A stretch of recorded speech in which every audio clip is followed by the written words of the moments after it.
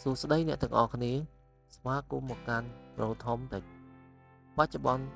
ទូរស័ព្ទជាច្រើនអាចសាកថ្មពី0ដល់50%ក្នុងរយៈពេលប្រហែល15ទៅ30នាទី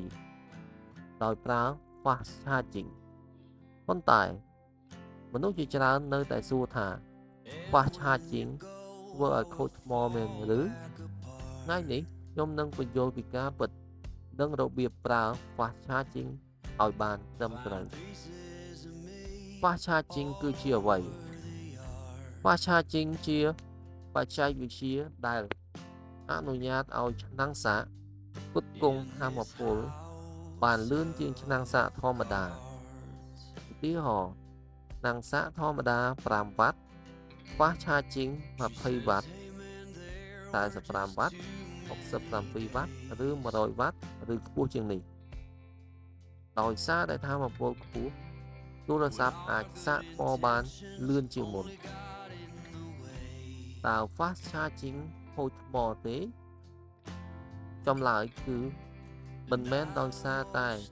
Fast Charging ផ្ទាល់នោះទេទូរស័ព្ទសម័យថ្មីមានប្រព័ន្ធគ្រប់គ្រងការសាកថ្ម Battery Management System ដែលគ្រប់គ្រងកម្រិតថាមពលនិងកាត់បន្ថយល្បឿនសាកនៅពេលថ្មជិតពេញអ្វីដែលធ្វើឲ្យប៉ះពាល់ដល់ថ្មជាងគេគឺកម្ដៅខ្ពស់ប្រសិនបើសាកក្នុងបរិយាកាសក្តៅឬលេងហ្គេមធ្ងន់ៗ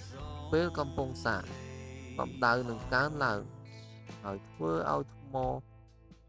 ហាប់ចាស់និងខូចលឿនជាងមុនហេតុអីបានទូរស័ព្ទក្តៅពេល Fast Charging ពេលទទួលថាមពលខ្ពស់ទូរស័ព្ទនឹងបង្កើតកម្ដៅមួយចំនួនដែលជារឿងធម្មតាប៉ុន្តែបើទូរស័ព្ទក្តៅខ្លាំងមិនធម្មតាបង្ហាញសារព្រមានអំពីសីតុណ្ហភាពឬឈប់សាកដោយស្វ័យប្រវត្តិអ្នកអាកាសៈហើយទុកវាឲ្យត្រជាក់សិន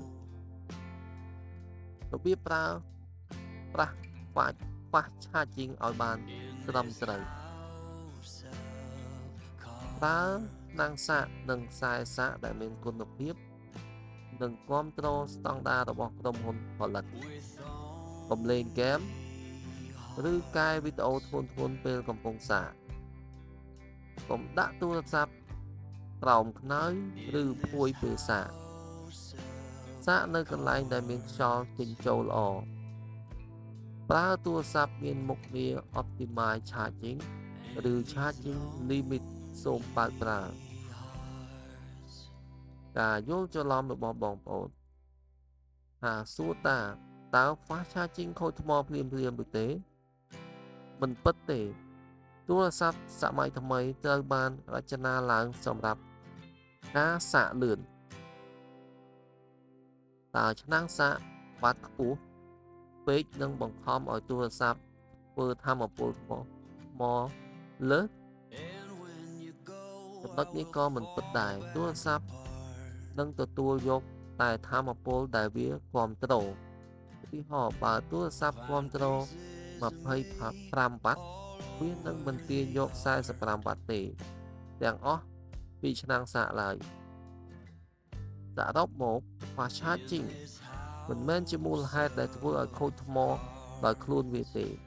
អ្វីដែលអ្នកគួរប្រុងប្រយ័ត្នគឺកម្ដៅឆ្នាំងសាកមានគុណភាពនិងការប្រើទូរស័ព្ទធ្ងន់ៗពេលកំពុងសាកបើវីដេអូនេះមានប្រយោជន៍សូមចុច Like Subscribe និង Share ដើម្បីចូលរួមសូមអរគុណនិងជួយគ្នាក្នុងវីដេអូបន្ទាប់